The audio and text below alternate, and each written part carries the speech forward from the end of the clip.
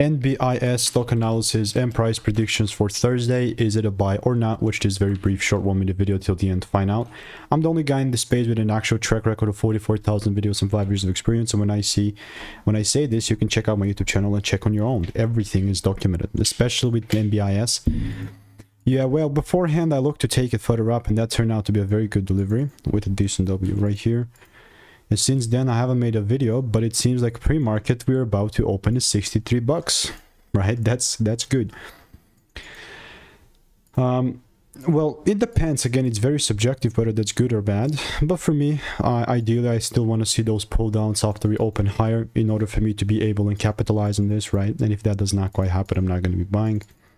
With NBIS, I've also got about like a good amount of 9 results here as well, so that's how that's looking like for me.